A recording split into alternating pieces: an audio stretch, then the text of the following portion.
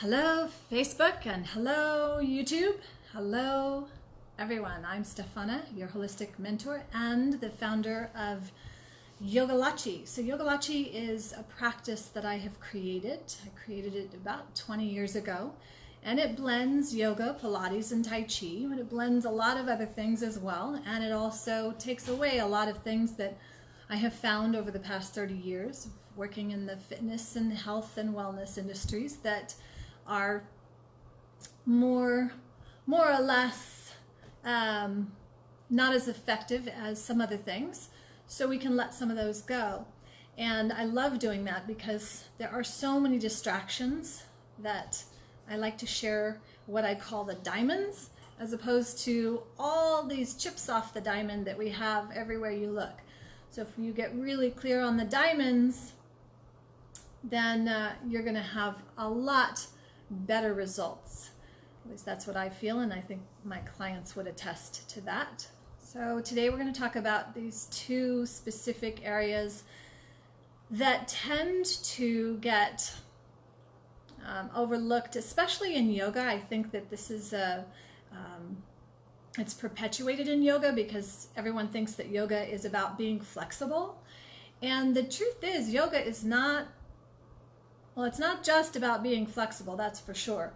But flexibility is not a prerequisite for yoga. It is not necessary for yoga. Will you become more flexible? Yes, but with Yogilachi, I'm more interested in, and I'm teaching you to be more interested in for yourself, to use your muscles, your body properly, rather than just going for the stretch. And I'm going to bring up two personal experiences in the last week because I think this is really important, and it's not to invalidate anyone. So it's interesting. I took my boys to go see a Kung Fu class. We were potentially going to go take a class at the community center. And when we went into the classroom and started observing ages from 5 to 12,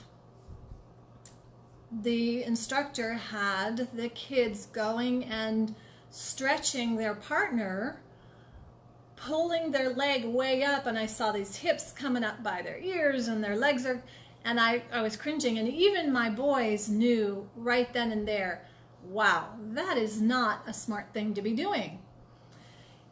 So flexibility for flexibility's sake is just plain stupid.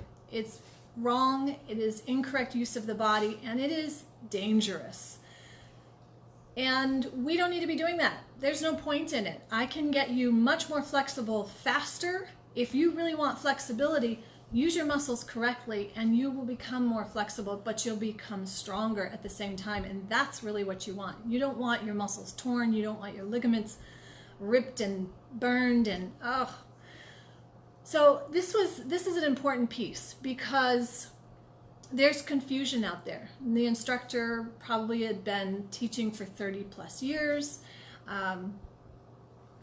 In a group environment like that, totally inappropriate, totally dangerous. And I know that there are many yoga classes out there where there's a packed room and people are going deep and pushing into that stretch, and that's false. It is not what yoga is. It is not a correct yoga practice. And I think that we need to stop perpetuating that idea that it's all about getting that bend, getting that stretch, going for the maximum stretch and pushing deeper and doing something that the body really is not ready to do. There are reasons why you're not stretching that way. It could be a number of things. I want my clients to know what those number of things could be so that they can recognize for themselves and are aware, whoa, okay, I've got a spindle that's a little too tight, the tension's there. What can I do to adjust that? We're going to contrast, we're going to release, we're going to do, well, maybe my central nervous system's off, I've had stress, I'm not hydrated, the tissue is dysfunctional. What is it? Let's find out. And let's use the right tool for the right situation at the right time to get the optimal results. So important. And I really want to put that out there without sounding cocky or like a know-it-all. I mean, I've been in the industry for a very long time, and I know that there are experts out there, and I know I thought I was an expert 20 years ago after 10 years, and I had 10,000 hours. I had thousands of hours as a trainer by that time. And I was doing some of these things. But when you've been taught to do something and you think that's the right thing, and we can go anywhere in any industry and see this show up. Blind leading the blind, stupid leading the follower, it's still stupid. It's still wrong. If it's wrong, it's wrong. You know, and just because someone follows it and does it doesn't make it right, doesn't make it correct. So somewhere along the line, you have to figure this out. And I'm just grateful whatever shifted in my life so that I could realize that's not really helping someone. And I am interested in helping the individuals in front of me get optimal results, not fit them into some arbitrary program, some arbitrary pose, some arbitrary dogmatic idea. So that brings me to the second piece. And I was taking a class, so I try to take at least 1 or 2 classes a month where I go into the community and take classes, because I'm always referring. Every single day I get calls, and if I have a wait list, I can't take on new clients. If I'm not doing group classes, I can't take on clients. And so I'll say, okay, well, this is perhaps you can try this, and I've seen their classes. So I took one of the classes where I had been recommending, thinking that, you know, I'd heard a couple of good things and I better go take the class too and see what that's like. And the first thing I heard was to open your heart completely. Just open your heart 100%, let everything open, and just that, my friends, is a mistake. And I think because there's not a real clear understanding on energy, so I don't know her history. I didn't really get the look at her resume. I didn't look at this person's whole idea. I was told that was one of the best instructors, so I would name that person. And it is not a good idea to open your heart 100%. And now let's talk about the chakras, because that's mentioned a lot in yoga. So chakras, it's a beautiful name for a wheel. It's also, really what it means is it's a vacuum. So it's energy. And we have points of vacuums on our body, lack of a better word, where energy comes in, okay? And in the heart chakra, we'll just talk about the heart chakra. So I don't want to get into a big old heart lesson on chakras, but there are more than 7 chakras, okay? But we're going to talk about the one specific one around heart, and there's confusion around that too. That isn't the purpose of this video. If you want more information, come take my class. This is all, we are going to go through this in the foundations, Yogilachi Foundations, starting in August. So if you can take that class, come and take it. The idea around opening your heart to 100% really sets the individual up for basically sucking in the entire world's stuff. And that could be anything. Good, bad, the ugly, the miserable. And I don't think that's a really good idea to be doing in your yoga practice or in life in general. And I know a lot of yogi gurus teach that, and it is an absolute mistake. It is just plain wrong. Think about an amateur, or so the opening of something, right? If you have the capacity to be fully open, here's fully open, and here's fully closed. Now, we don't want to be fully closed, but we don't want to be fully open either. We want to be right in the middle, okay? Especially in the heart chakra. It doesn't mean you're closed off. It doesn't mean you're not compassionate. It doesn't mean that. What it means is that you're not sucking in everybody's crap. You don't want to be sucking in everybody's stuff, including the yoga teacher, including the people next to you, including the planet, including your family, including anybody.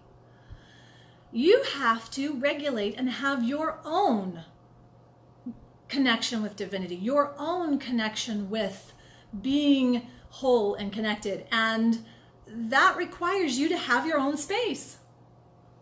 So I want you to close that down, that chakra, no more than 50%. And if you go into a yoga class or you go into any kind of type of class and someone's saying go 100% open, that makes no sense at all, and it is not a correct way to live life, okay?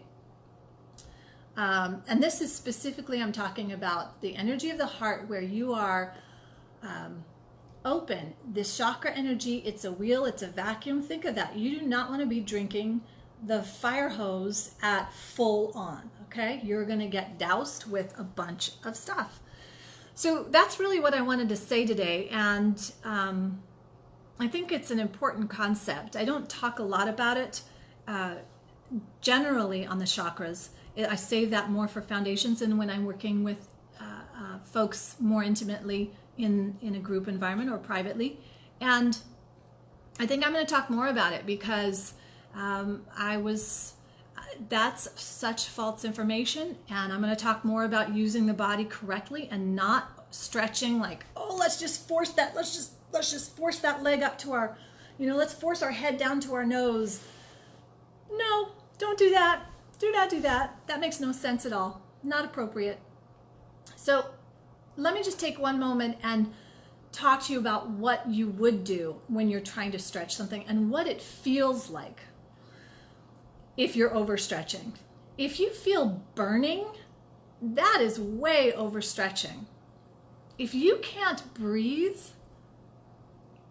like you're feeling like while you're trying to stretch, that's not correct. You're not in alignment. Something's not optimal there. So you want to just check for those basics. And these are really important fundamentals. This is a foundational piece to any kind of movement practice that I think every 7-year-old should be taught this. I say 7 because before then they're kind of still in that beautiful energy piece. They don't need to be stuck in their body or that focused on their body. But even with this gymnastics of forcing their body into these, we've seen the damage that it does long term.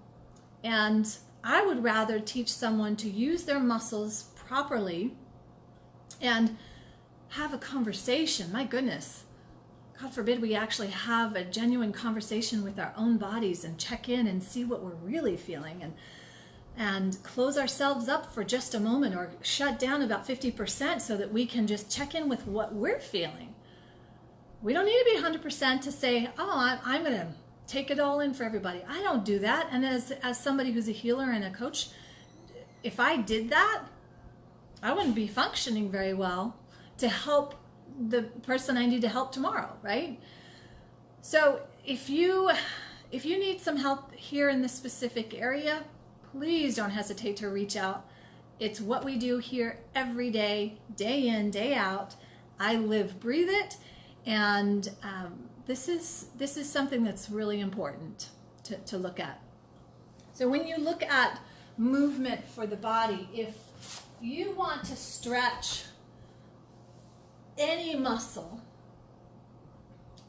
ideally you're going to be in alignment. So let's just say if we're going to go into one of the most simple, beautiful yoga poses, which we'll do the tree. Okay, so the tree, it's not about pulling your leg into a pretzel and that's not what the tree is. It's about opening the hips. And secondarily, it can be a standing balance posture, but more than anything, it's about getting this hip rotation. And I think it's one of the most important pieces everyone needs to be doing now because we're a society that sits a lot, so our hips don't get a chance to open. So I love saying to my clients, brush your teeth standing in tree pose and have it be proper. We're not here doing this. We are in alignment. The hip is in an internal hip rotation, right? So the knee is open. The piriformis is active. The gluteus medius, everything's wrapped. We've got a good stable abdominal chain. So that's what I'm talking about, using the body properly. And then your joints will start to open, your muscles will become more flexible. And that's how we want to be working our body, okay? All right, so I'm Stefana, and you can find more at yogilachi.com or subscribe or like here. Okay, peace and blessings. Have a great day.